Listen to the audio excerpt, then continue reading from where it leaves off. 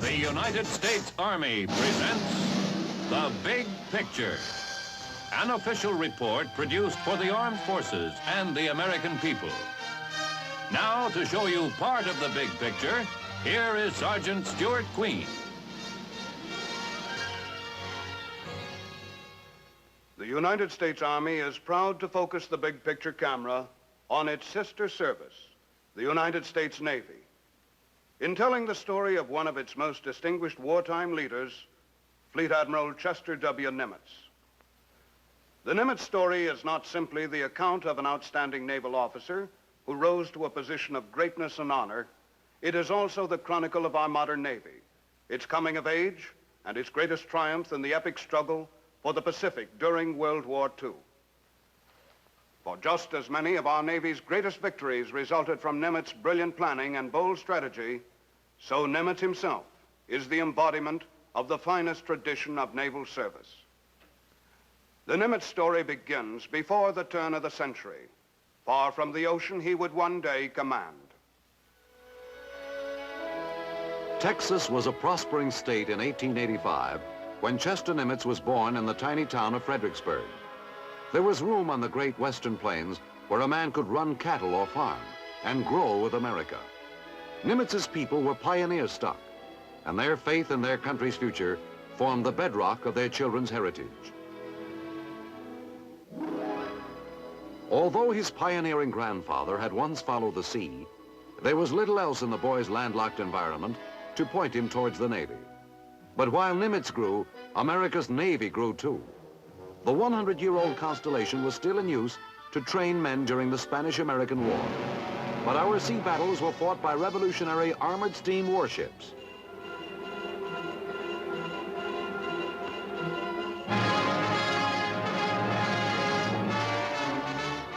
There were many spokesmen for the new Navy, not the least of them Theodore Roosevelt. Ours was still a young country, and it was a two-ocean country.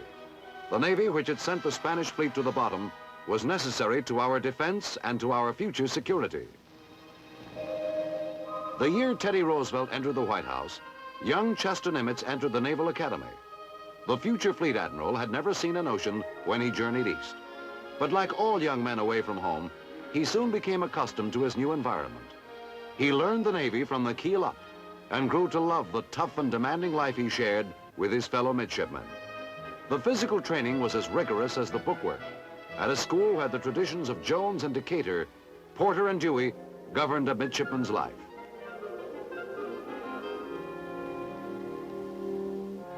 Although American naval tradition ran back to the Revolution, the service itself during Nimitz's days at Annapolis looked to the future. New ideas on the importance of sea power, new fighting techniques and weapons were making their mark. A young man could not only see the world in the new Navy, he could find the broadest possible challenge to his imagination. The day of wooden ships had passed, but iron men were needed more than ever.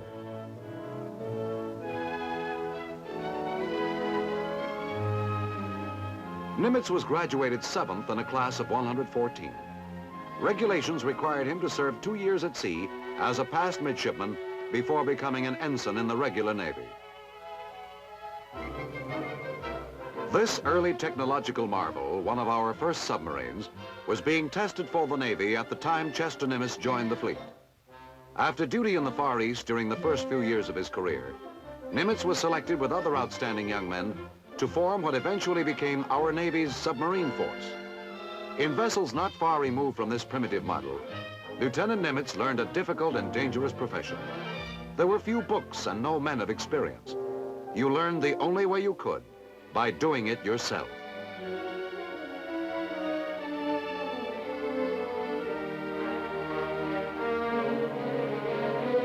Lieutenant Nimitz wrote prophetically in a naval journal of 1912, "Improvement in the size, motive power, and speed of the submarine craft of the near future will result in a most dangerous offensive weapon. His prediction would be borne out by the importance of submarine action in the First World War. By 1918, Nimitz was one of the most experienced submariners in the service and a commander. But a broad and varied background was essential to a man's career in the complex Navy. And the best place to acquire it was the surface fleet. Nimitz, when a captain, went on to command major warships in the 20s and 30s, including the cruisers Chicago and Augusta. During these years, he had full opportunity to study the kind of sea and air operations which later proved so successful in the war against Japan.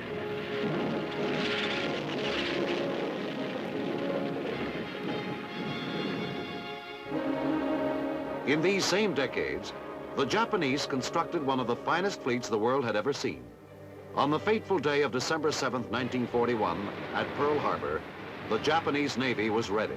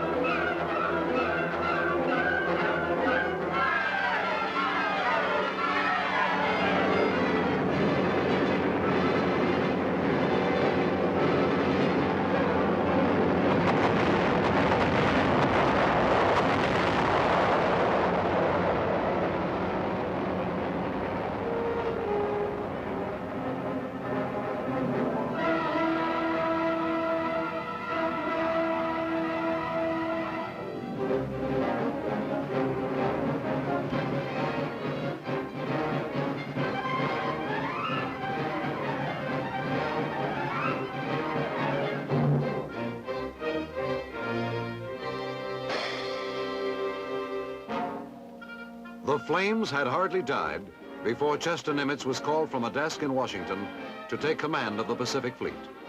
It was a dark time and a formidable task. It would take a man of vast experience and vigor to bring both hope and victory out of wreckage and chaos. It would take a Nimitz. The Japanese quickly followed their surprise success at Pearl Harbor with territorial grabs across the Western Pacific as American forces fought and lost against overwhelming odds. By the spring of 1942, Japan controlled most of the land and dominated the sea and air west of Pearl Harbor. It was up to our Navy to hold the line.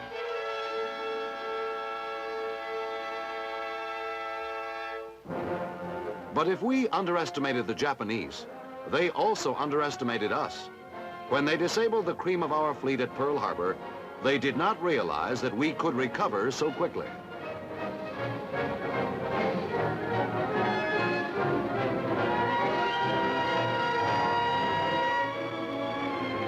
While we recovered strength, our submarines carried the fight to the enemy's waters.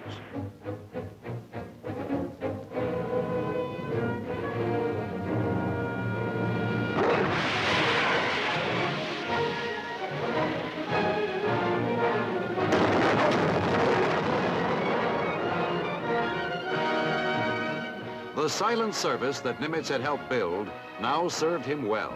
It would become the lance that would cut the enemy's arteries. The saga of these gallant vessels is among the most inspiring in the heroic annals of the Navy.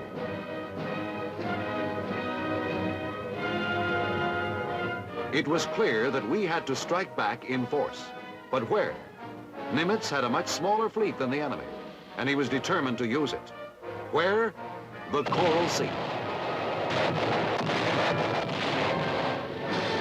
Our forces met the enemy at Midway, too. The boldness and surprise of Nimitz's strategy in these two major engagements were enough to change the course of the war in the Pacific.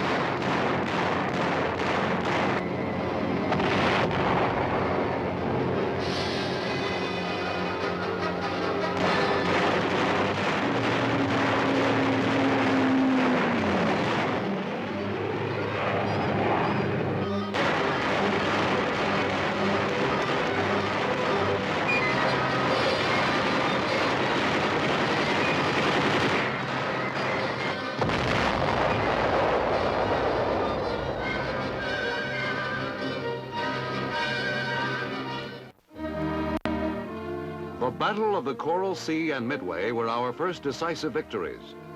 Nimitz expressed the gratitude of the nation when he decorated many of the Navy pilots and sailors who had helped turn back the enemy.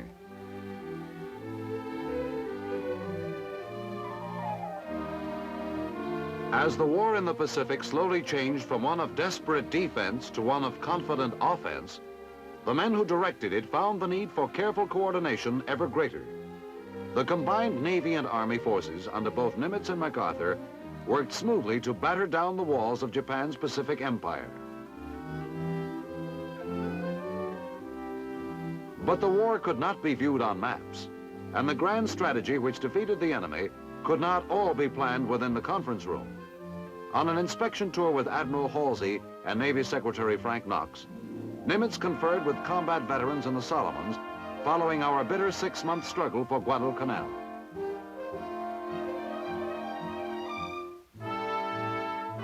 On Kwajalein Island, Nimitz inspected what was left of Japanese defenses.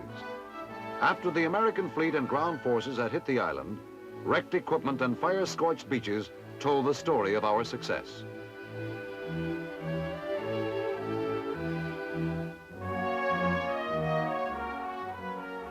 Before the Pacific fighting entered its final phase, with the recapture of the Philippines and the final thrust at the Japanese homeland, MacArthur and President Roosevelt met with Nimitz at CINCPAC headquarters in Hawaii.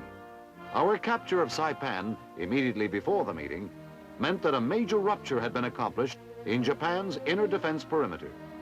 Although Nimitz and the other American leaders were unaware of it at the time, the Japanese General Staff was already asking its government for a peace settlement with the United States.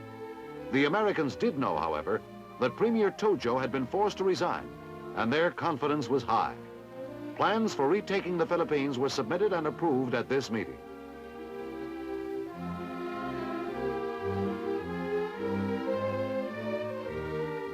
In spite of the enormous responsibility and pressure which bore down upon Nimitz during these busy and critical days, in spite of daily decisions involving thousands of lives, he remained the same gentle, dignified, humble man he had always been.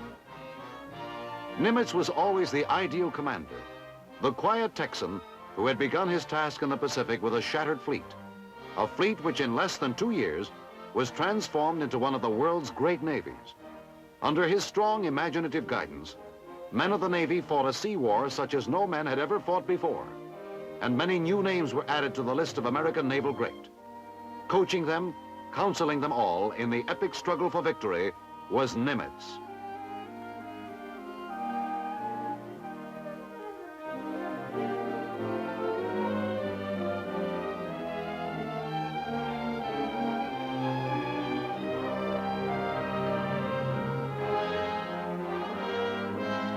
On the 3rd anniversary of the attack at Pearl Harbor, Admiral Nimitz spoke to naval personnel and civilian workers who helped repair many of our wrecked vessels. The job is not finished. The road to Tokyo is long and arduous, and we must tread it together all the way.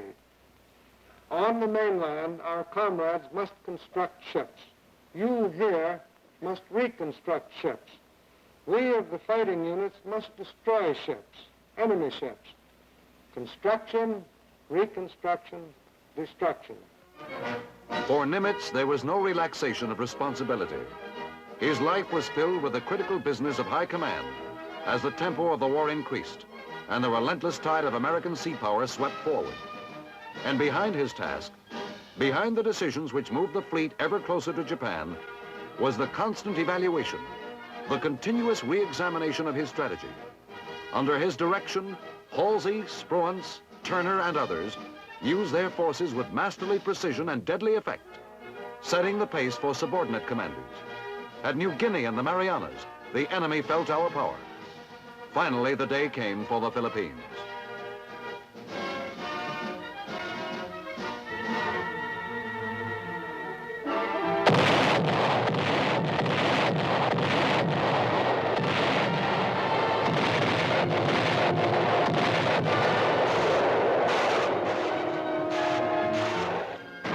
The decision of Nimitz and MacArthur to skip the southern Philippine Islands paid off.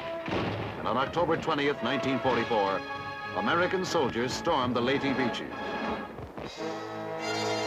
As the Japanese prepared to defend themselves against the American attack, their adherence to a cause already lost carried them to fanatical excess.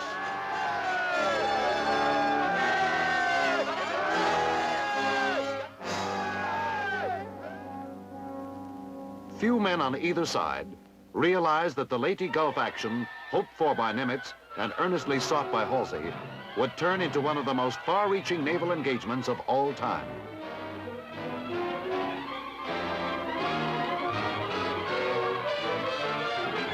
We threw everything we had at the enemy, and his losses were staggering.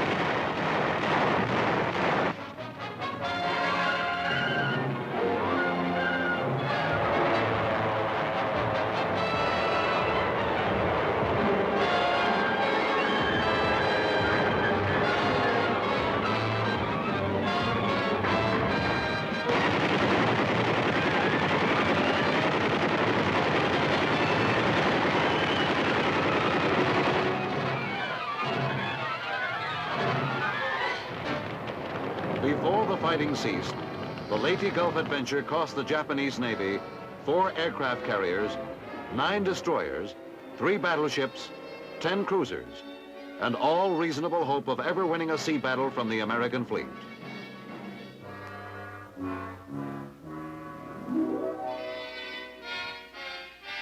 For some of our men, too, Leyte Gulf was the last fight.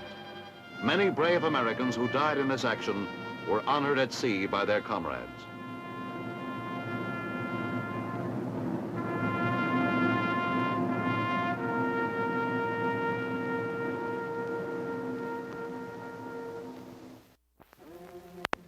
The liberation of the Philippines soon became a certainty, and Nimitz urged his commanders forward.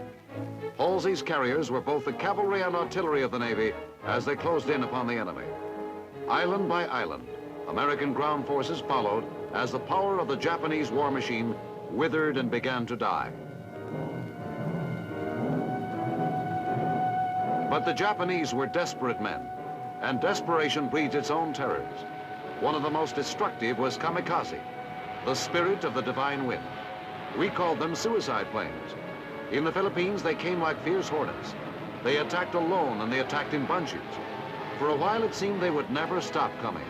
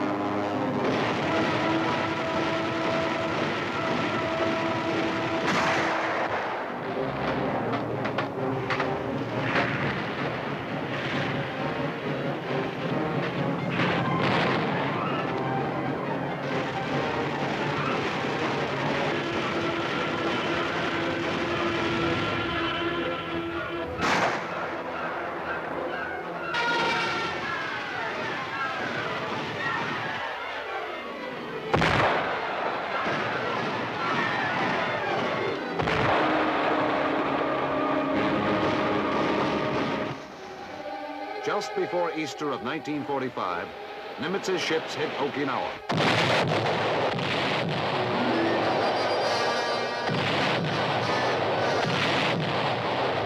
told 183,000 troops participated in this epic landing, with the heaviest naval support in the Pacific. Okinawa represented the final, but by no means the easiest obstacle on the road to Japan. As the troops streamed inland from the beaches, the opposition stiffened. It was the last ditch for the Japanese.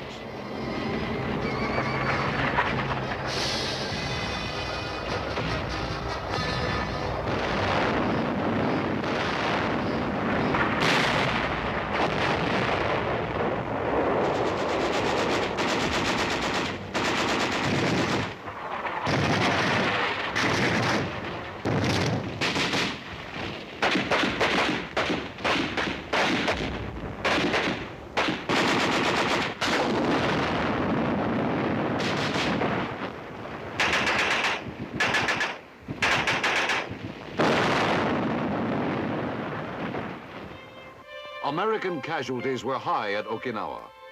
But for men who had carried their strength and their faith so far in the 3½ years since Pearl Harbor, victory was now in sight. Okinawa became the death rattle of the Japanese resistance. With one last convulsive effort, enemy pilots drove their deadly planes at our fleet, but we were ready.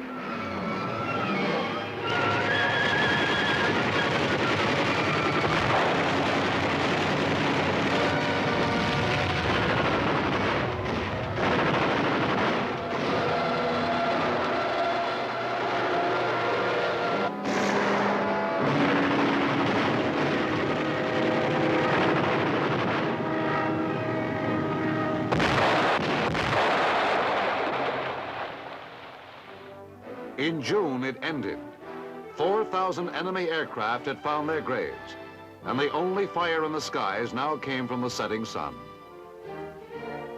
Nimitz went ashore at Okinawa to view the remains. The hope and confidence which had been born at the Coral Sea and Midway during the dark and doubtful days of 1942 were here fulfilled. These were the men who had suffered the hardships of Guadalcanal and the frustration of New Guinea. Men who had brought in ringing victories in the Philippines and on the tiny island of Iwo Jima. This was their final triumph. Okinawa, the doorsill of Japan.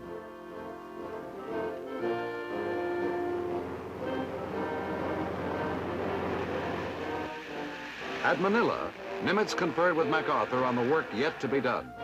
The concentrated naval and ground forces of the Allies were preparing for the final assault on the Japanese home islands. From long experience, both Nimitz and MacArthur expected that the Japanese would fight until driven into the sea.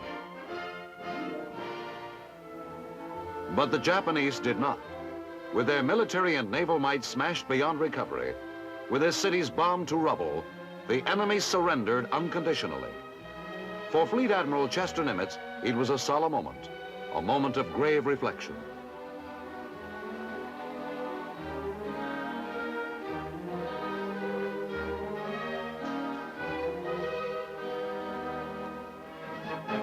Upon his return, a jubilant nation greeted him. A day was named in his honor, and the whole city of Washington turned out to say thanks. Crowds jammed the streets to get a glimpse of the man who had done so much to bring them victory.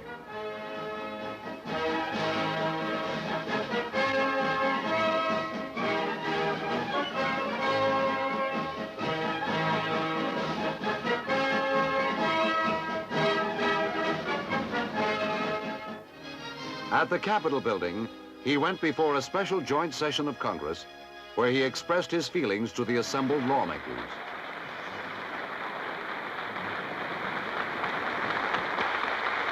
I am sensible of the fact that I do not come here as an individual, and I acknowledge at the outset that I am here only as a representative of the brave men who fought under my command in the Pacific. Some of them are here with me today.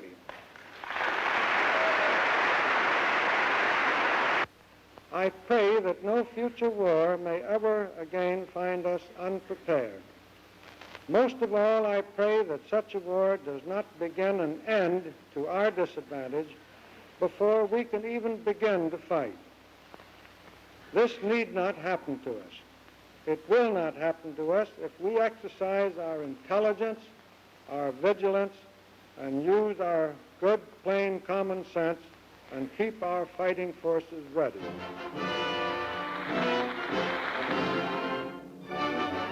The Admiral's welcome had its lighter side when he smoked the pipe of peace before beginning his new role as America's post-war Chief of Naval Operations.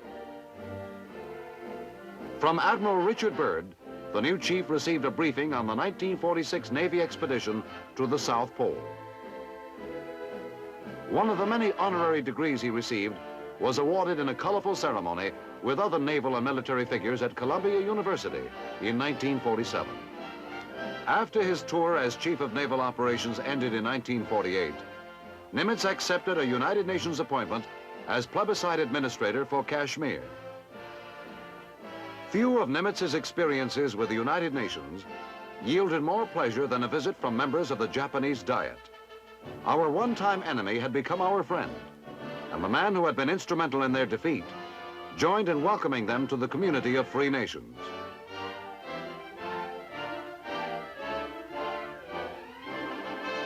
In 1951, Nimitz was still not ready to relax. After he resigned his United Nations post, President Truman appointed him chairman of a special commission on internal security.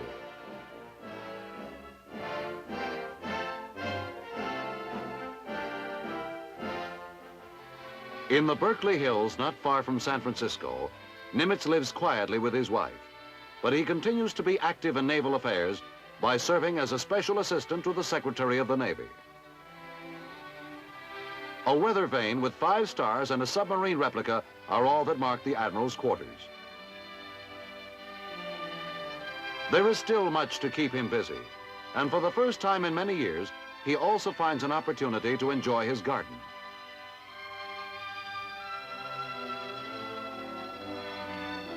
Nimitz is still bound to the sea and to the great American naval tradition. His contribution in strategy and leadership will be long remembered in the Navy, and his personal example admired by all men who follow the sea.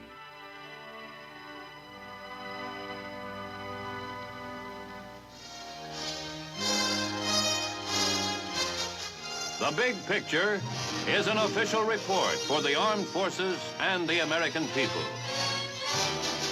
Produced by the Army Pictorial Center.